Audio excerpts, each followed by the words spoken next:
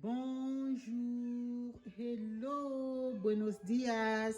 Bienvenue sur ma chaîne YouTube. J'espère que vous allez bien les amis.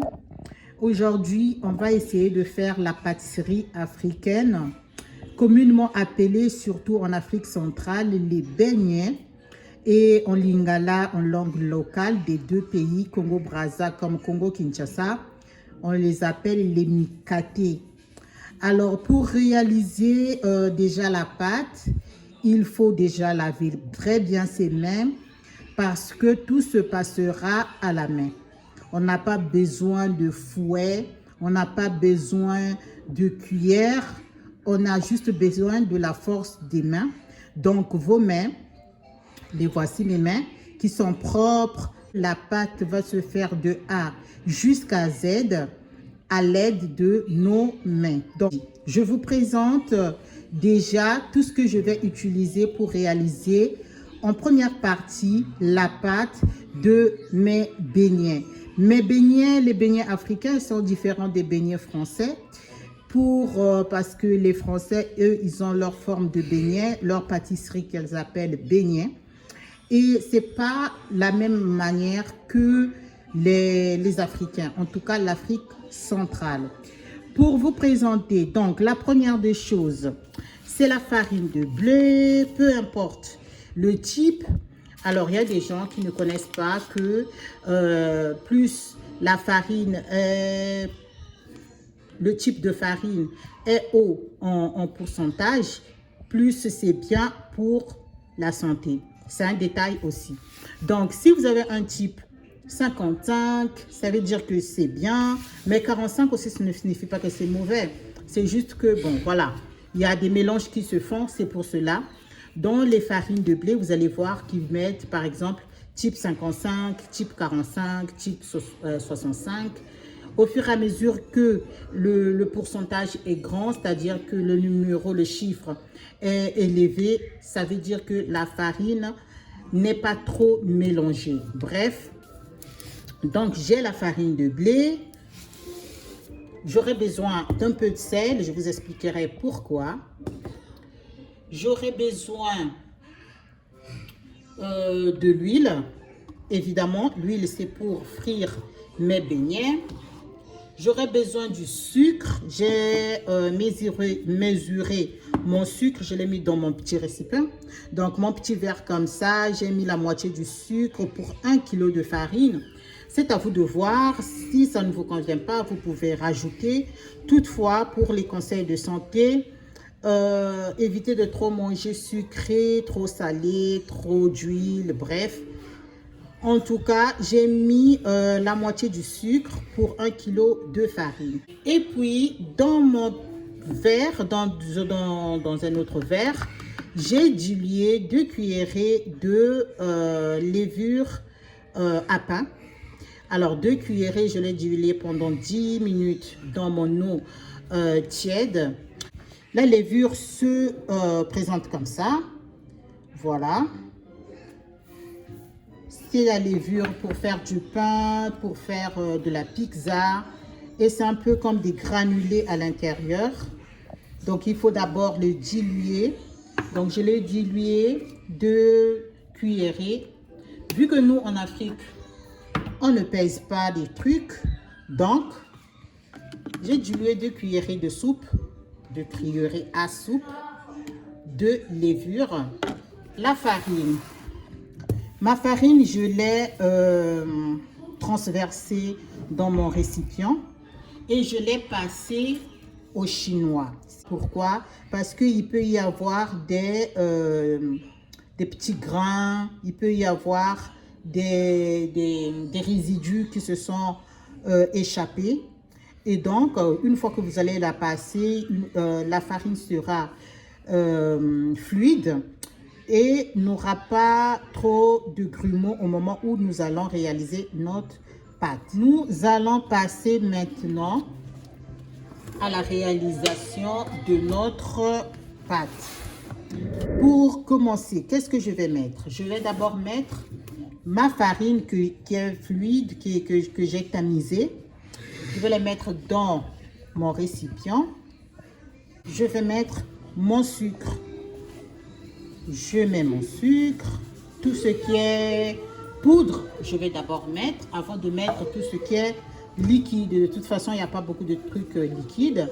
Donc, je mets du sucre, une pincée de sel. Je vous avais montré au début le sel. Ce n'est pas pour donner le goût salé. Ce n'est pas du sucré salé. Mais cette pincée de sel, mais vraiment une pincée de sel, c'est pour rehausser le goût. Ça peut rehausser le goût. Ça peut donner un goût encore à la pâte. En tout cas, c'est comme ça que j'ai appris en Afrique. Donc, je mélange avec mes mains. Je mélange d'abord tout ce qui est poudre. D'accord? Tout ce qui est sec. Je vais d'abord bien mélanger. À cette étape, vous pouvez utiliser un fouet. C'est quoi le fouet? C'est ça. Si vous voulez, vous pouvez utiliser le fouet pour bien mélanger, pour éviter aussi parfois dans le sucre, il y a des grumeaux. Mais moi, je vais utiliser mes mains. Voilà, je mélange très bien mon sucre et ma farine. Une fois bien mélangé,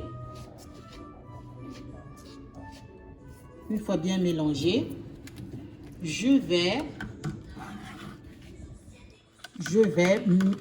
mélanger la levure que j'avais mis dans l'eau. Ça s'est reposé 10 minutes, en tout cas minimum 10 minutes, ça peut prendre plus. Donc vous remuez très bien. Une fois que vous l'avez remué, vous allez l'ajouter. Donc le liquide maintenant, on va ajouter dans notre pâte. C'est la toute première partie du liquide que nous avons ajouté. C'est à vous de voir comment sera la consistance de votre pâte. Si ce liquide-là ne convient pas, c'est-à-dire ne suffit pas, que votre pâte n'est pas assez homogène, vous allez rajouter au fur et à mesure de l'eau du robinet, de l'eau normale. Il y a certaines personnes qui mettent du lait, d'autres qui compliquent. Tout cela dépendra de vous. Moi, je vous montre la base, ce que nous, on mange en Afrique. On n'a pas besoin de tout beaucoup compliqué parce qu'on ne fait pas du gâteau. C'est juste des beignets. Maintenant, je vais réaliser ce qu'on appelle le mixage. Avec mes mains, je vais bien mixer. Il faut que la pâte soit homogène. Comme je dois tenir avec mes deux mains mon récipient et battre ma pâte, ben, je vous dis à tout de suite. Au moins, je vais faire 15 minutes. Je vous montrerai le résultat de comment ma pâte est à la fin de ma mixture, une fois que j'ai battu ma pâte. À tout de suite. Alors, je vous montre comment je vais pétrir ma pâte. J'ai ajouté deux verres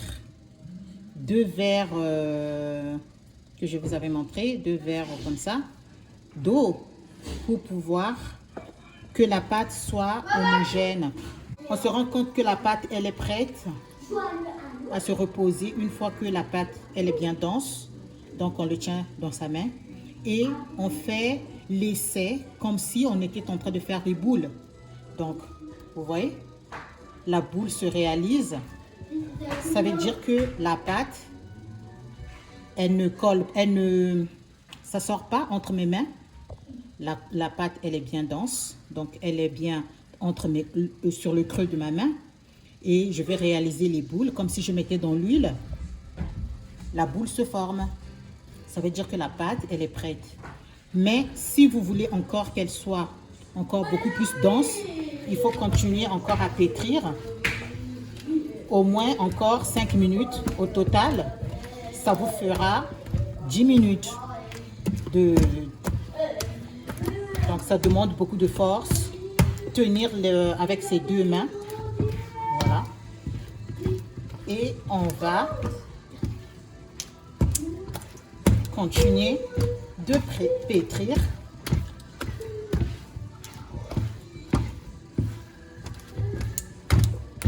Donc on prend On prend ses mains. Donc, on a les mains comme ça. Les 5 doigts qui sont fermés. C'est pas comme ça, c'est pas ouvert.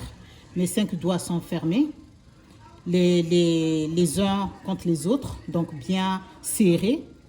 Et je fais l'action de bas, c'est-à-dire je vais plonger mes 5 doigts en bas. Je touche le fond de ma casserole et je relève. Donc comme ça, je dois toujours toucher le fond de ma casserole pour que la pâte, et je prends aussi tout autour pour qu'il ne reste pas de pâte tout autour avec mon doigt. Je suis en train de prendre toute la pâte qui reste tout autour et je continue. Je dois toucher le fond de ma casserole. Donc, je dois voir ma casserole, le fond de ma casserole. Et moi, c'est comme ça que je vais pétrir ma pâte. Tu peux changer comme ça. Toujours prendre sa pâte. S'il y a la pâte qui a débordé quelque part, on va enlever avec le doigt. On fait descendre. On continue. Mes doigts sont comme ça. Et tu répètes jusqu'au moment où tu vas te rendre compte que ta pâte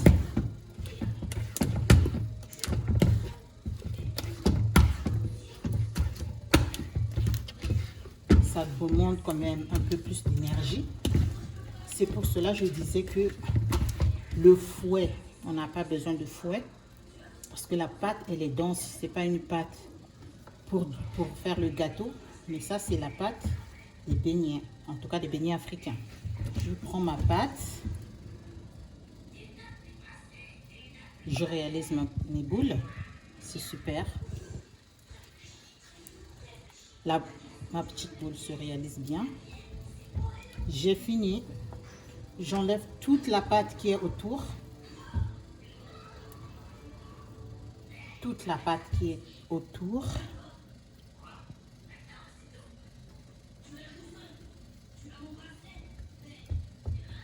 Et puis, on va laisser cette pâte. Alors, certaines personnes laissent, ça dépend de la quantité.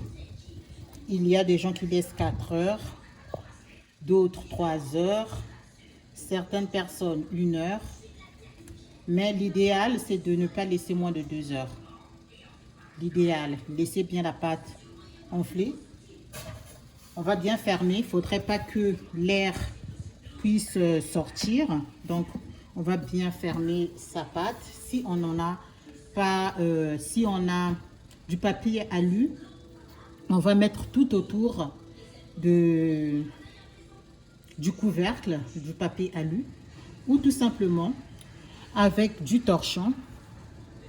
Tu vas bien couvrir pour que l'air ne sorte pas, parce que si ça sort, la levure ne va plus augmenter.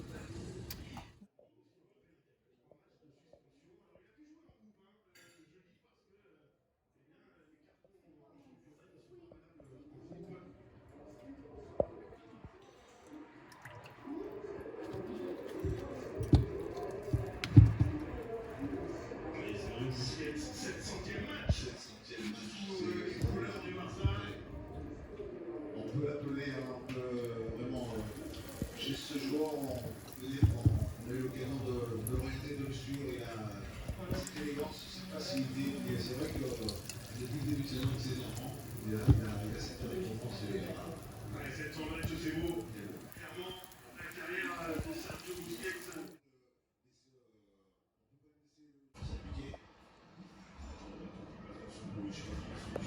Sergio Busquets. Oui, voilà. Il va les provoquer, ça c'est sûr. Faucher. Sur une situation comme ça, il veut toujours recevoir les pieds alors qu'il peut aussi se